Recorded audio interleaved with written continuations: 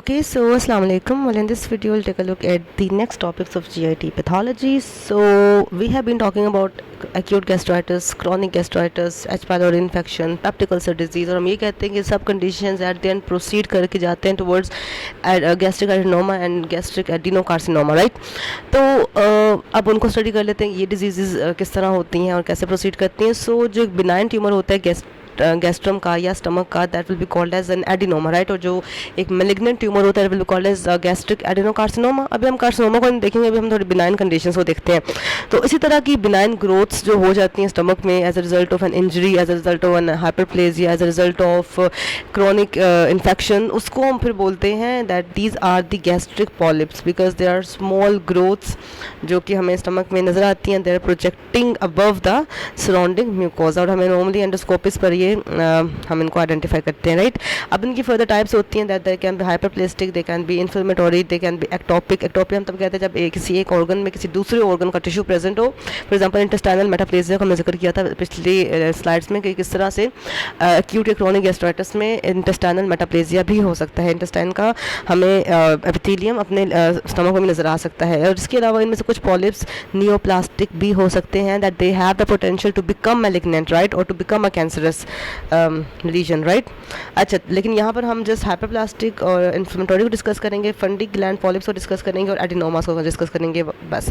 खैर, moving on. सो जो inflammatory और हाइपरप्लास्टिक पॉलिप्स है they are written under the same category because they are actually the same. जब भी किसी एरिया में क्रोनिक इन्फ्लेमेशन होगी तो उसके नतीजे में रिएक्टिव हाइपरप्लेजिया हो जाएगा. वी नो दैट जब भी किसी जगह पर बहुत ज़्यादा इन्फ्लेमेशन हो रही होती है, वहाँ की इंजरी ज़्यादा हो रही होती है, तो वहाँ का जो रिमेनिंग जो वहाँ के नॉर्मल सेल्स बच जाते हैं वो उसको लिए यू कैन से कंपनसेट करने के लिए खुद को ओवरली प्रोड्यूस करने लग जाते हैं और ओवरली प्रोड्यूस करने के चक्कर में वो हाइपरप्लेजिया कर लेते हैं और वहाँ पर फिर एक ट्यूमर ग्रोथ, ट्यूमर तो खैर नहीं कह सकते, ये तो बिनाइन है, एक बिनाइन से ग्रोथ बनने लग जाती है जिसको हम इस केस में एक पॉलिप कह रहे हैं. So this is the history of an inflammatory and hyperplastic polyp. जिस जगह पर क्रोनिक इन्फ्लेमेशन है वहाँ पर हमें एक ट्यूमर ग्रोथ नज़र आती है, एक पॉलिप की ग्रोथ नज़र आती है जिसे हम बोलते हैं एक हाइपरप्लास्टिक ट्यूमर. तो अब देख या hyperplastic polyp not tumour, right.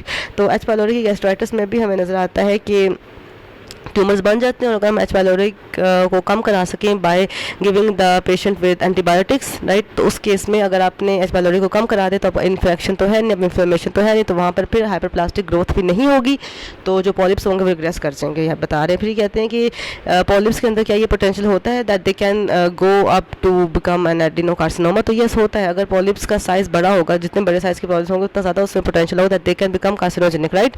तो अगर यहाँ जैसे लिखा हुआ कि 1.5 सेंटीमीटर से अगर बड़े हैं polyps they have a risk factor for becoming cancerous, right. तो दिस डेफिनेटली जब किसी चीज़ में कैंसरस होना होता है तो पहले उसमें डिस्प्लेजिया नज़र आता है, फिर उसमें मेटाप्लेजिया नज़र आता है, देन एट द एंड उसमें नज़र आता है carcinoma.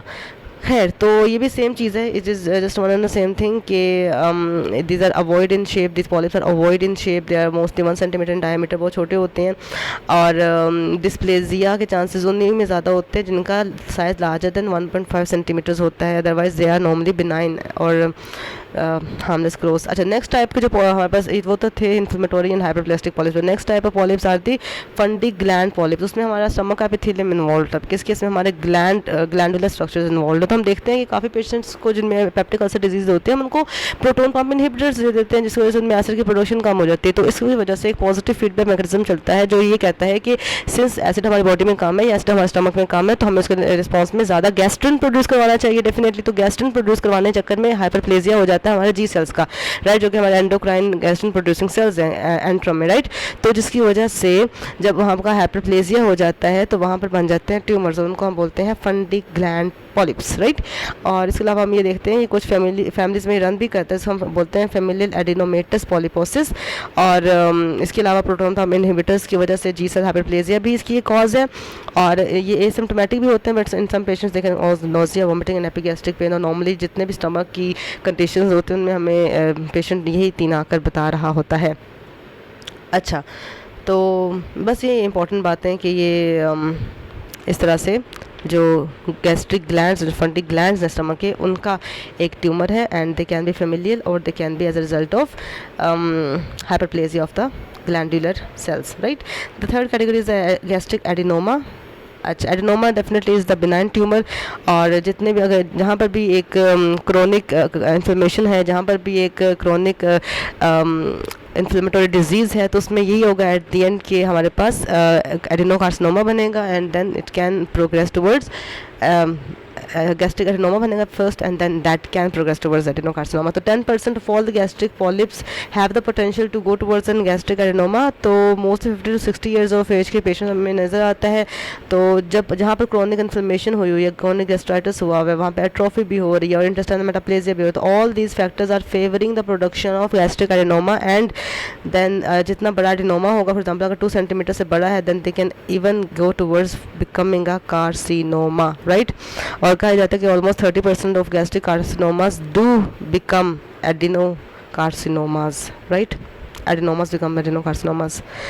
So this was all about the gastric gland polyps, the fundy gland polyps, the inflammatory and hyperplastic polyps and the gastric adenoma.